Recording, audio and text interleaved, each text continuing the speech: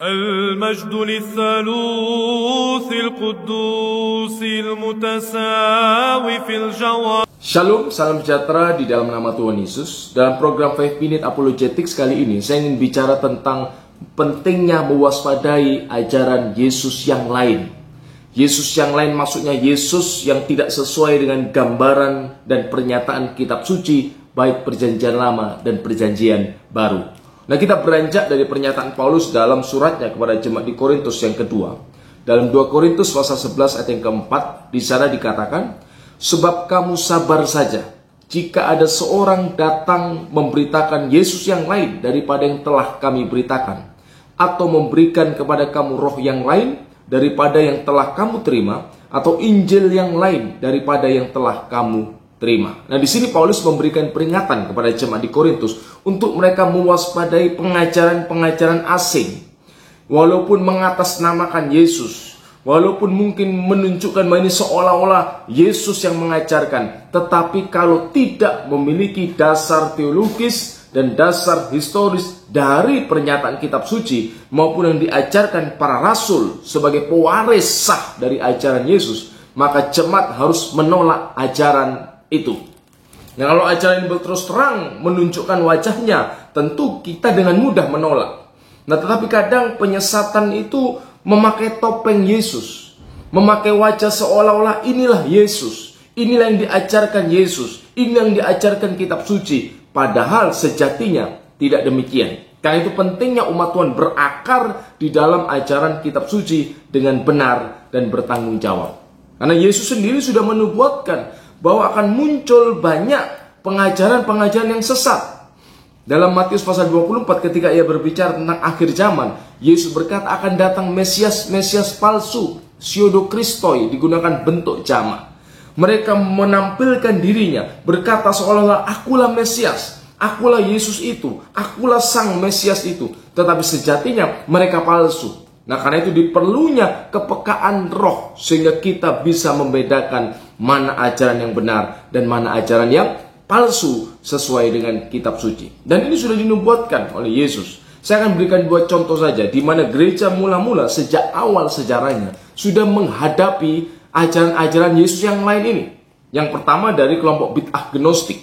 Gnostik itu adalah kira-kira ngelmunya orang Yunani kuno, ajaran kebatinannya orang Yunani, di mana mereka mengajarkan bahwa tubuh jasmani ini kotor dan manusia yang makhluk roh harus dilepaskan dari badan jasmani ini. Sehingga mereka menolak ajaran tentang inkarnasi atau penjelmaan sang firman menjadi manusia. Mereka hanya berkata Yesus itu roh yang agung, tetapi dia tidak benar-benar memiliki tubuh kemanusiaan. Sebagai konsekuensinya, Yesus tidak mungkin disalib. Kenapa? Karena ia tidak punya tubuh fisik, tidak punya tubuh kemanusiaan. Ini yang sudah dilawan oleh para rasul sejak semula. Misalnya ketika Rasul Yohanes menulis dalam suratnya yang pertama, pasal pertama ayat yang pertama. Yohanes katakan, 1 Yohanes pasal yang pertama, ayat yang pertama, apa yang telah ada sejak semula, yang telah kami dengar, yang telah kami lihat dengan mata kami, yang kami saksikan, dan yang telah kami raba dengan tangan kami tentang firman hidup, itulah yang kami tuliskan kepada kamu. Yohanes katakan yang kami dengar, kami lihat dengan mata, kami saksikan dan kami raba. Ini bicara pernyataan seorang saksi mata yang bukan hanya mendengar tentang Yesus, tetapi menyaksikan, bahkan lebih intim dari itu, bergaul secara pribadi. Karena mereka adalah rasul-rasul Yesus, murid-murid Yesus. Kami raba. Seolah-olah Yohanes ini berkata, dia benar-benar menjadi manusia. Kalimatul hayat. Dia tidak hanya seolah-olah memiliki tubuh kemanusiaan, tetapi dia benar menjadi manusia. Karena itu ia mati disalibkan dan bangkit pada hari yang ketiga. Tetapi sekte gnostik, bid'ah gnostik menolak hal ini. Sehingga dalam Injil-Injil palsu yang mereka karang, yang mereka buat dalam Injil-Injil gnostik, dikisahkan Yesus itu tidak disalib, tetapi digantikan oleh orang lain yang disalibkan. Kenapa? Karena Yesus memang tidak punya tubuh kemanusiaan. Bagaimana mungkin Yesus itu disalib? Yang kedua, ajaran bid'ah gnostik ini mengajarkan keselamatan manusia itu bukan karena karya penebusan Yesus melalui kematiannya di kayu salib, tetapi melalui pengetahuan esoterik, pengetahuan mistik yang harus dicapai. Itu akan membebaskan jiwa mereka dari penjara tubuh ini. Nah, ajaran ini tentu tidak sesuai dengan ajaran kitab suci yang mengajarkan bahwa keselamatan kita karena penebusan yang dikerjakan oleh Kristus. Jadi menurut Gnostik, Yesus sudah disalibkan. Ini contoh ajaran Yesus yang lain.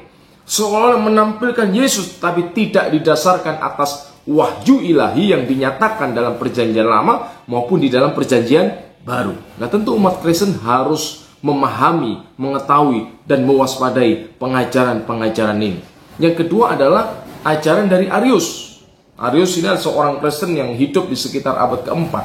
Ia mengajarkan bahwa karena waktu lam yakun fihi, ada saat, ada waktu di mana Sang Firman itu belum ada. Firman itu diciptakan.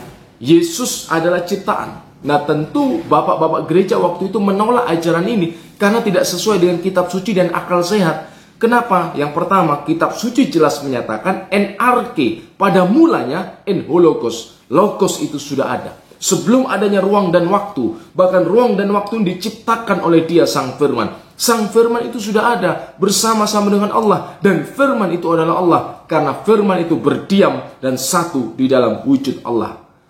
Nah, karena itu bapak-bapak gereja menolak ajaran Arius ini yang hari ini dikembangkan oleh sekte kelompok yang menyebut dirinya sebagai saksi-saksi Yehova yang sama sekali tidak memiliki mata rantai ajaran dari para rasul, yang mereka menerima ajaran itu dari Yesus sendiri, Sang Firman yang menjadi manusia. Nah, ini pentingnya kita mengerti kebenaran, kita tahu kebenaran, sehingga ketika ada rupa-rupa angin pengajaran yang hendak menyesatkan kita sebagai orang percaya, kita mengerti, oh, ini bukan Yesus yang sejati. Ini bukan biblical Jesus seperti yang dinyatakan dalam kitab suci, tetapi ini Yesus yang lain. Ini roh yang lain, Injil yang lain yang hanya mencatut nama, hanya mengatasnamakan Yesus, tetapi tidak benar-benar ajaran Yesus yang sejati yang berakar dari perjanjian lama dan perjanjian baru. Bagaimana Yesus yang sejati, biblical Jesus menurut kitab suci? Tentu kita harus tahu. Yang pertama, siapa Yesus? Dia adalah Sang Firman, di mana Firman itu adalah Allah. Firman itu Allah sebab berdiam dan berasal dari wujud Allah. Pada mulanya adalah Firman, Firman bersama-sama dengan Allah, dan Firman itu adalah Allah. Kenapa saya mengulang-ulang ini? Karena ini sesuatu yang penting, harus menjadi bagian dari dasar keimanan orang percaya, sehingga kita tidak mudah diombang-ambingkan oleh bermacam-macam ajaran di luar kekristenan tentang Yesus. Kita tahu siapa Yesus, Dia Firman, dan Firman itu adalah Allah. Dan Firman itu menjadi manusia. Karena Firman itu menjadi manusia, Dia yang mulanya hanya berhakikat Allah, berhakikat ilahi, tetapi setelah peristiwa inkarnasi, Firman menjadi manusia. Wal kalimatu soro jasadan, Ia mengambil itakhoda jasadan, Ia mengambil kodrat kemanusiaan. Sehingga ketika Firman itu menjadi manusia, Ia tidak hanya berkodrat ilahi, tetapi sekarang Firman itu berkodrat ilahi sekaligus berkodrat manusia. Itulah Yesus, di mana Dia sempurna dalam keilahiannya, sempurna, Dia adalah Allah sepenuhnya, dan ketika Firman menjadi manusia, Ia juga adalah manusia yang sempurna. Jadi antara keilahian dan kemanusiaannya menyatu, bisa dibedakan tetapi tidak terpisahkan. Inilah biblical Jesus, Yesus yang diajarkan di dalam kitab suci. Yesus yang diajarkan dalam kitab suci adalah Dia Sang Mesias, di mana Dia datang ke dalam dunia untuk menjalankan peran kemesiasan. Mesias itu artinya yang dilantik, yang ditetapkan, yang diurapi. Arti harafiahnya yang diurapi, diolesi dengan minyak. Latar belakangnya di dalam perjanjian lama, orang-orang tertentu yang menjalankan tugas khusus itu diolesi dengan minyak sebagai lambang pemilihan. Lambang mereka disahkan, ditetapkan untuk sebuah tugas tertentu. Misalkan seorang imam, seorang raja, seorang nabi, sebelum menjalankan perannya, tugasnya, ia akan diolesi dengan minyak sebagai lambang pengesahan secara simbolis bahwa dia sah, terpilih untuk tugas itu. Dan sehingga kalau Yesus Sang Mesias, artinya Yesus itulah yang diurapi, yang ditetapkan untuk sebuah misi khusus, yakni misi pembebasan, misi penebusan, misi menyelamatkan umat manusia yang sudah jatuh ke dalam dosa. Nah, misi Sang Mesias, jabatannya ketika Sang Firman itu menjadi manusia ada 3. Mesias sebagai Sang Nabi, Mesias sebagai Sang Imam, Mesias sebagai sang raja. Nah, ini biblical Jesus yang harus kita ketahui. Mesias sebagai sang nabi. Ya benar, Yesus adalah nabi. Kalau ada orang yang berkata Yesus itu hanya nabi, betul, Yesus adalah seorang nabi menurut kitab suci. Tetapi dia bukan sekedar nabi biasa. Ia adalah nabi yang secara khusus menyandang misi pembebasan. Karena itu dikatakan nabi seperti Musa, seperti yang sudah dinubuatkan Musa dalam kitab Ulangan, di mana Petrus melalui wahyu Roh Kudus yang menyatakan bahwa Musa berbicara tentang sang Mesias ini, seorang nabi akan kubangkitkan dari antara saudaramu. Itulah Mesias yang akan datang. Nabi seperti Musa, artinya nabi dengan misi yang sama, misi pembebasan. Seperti Musa membebaskan bangsa Israel dari perbudakan Fir'aun, nabi yang akan datang itu membebaskan bukan hanya Bani Israel, bukan hanya orang-orang Yahudi, tetapi Bani Adam, seluruh keturunan Adam, bukan dari perbudakan lokal, perbudakan manusia, tetapi perbudakan dosa, perbudakan iblis. Inilah misi nabi yang akan datang. Inilah maknanya gelar kenabian sang Mesias. Ia membawa misi pembebasan, membebaskan umat manusia dari belenggu kuasa kegelapan.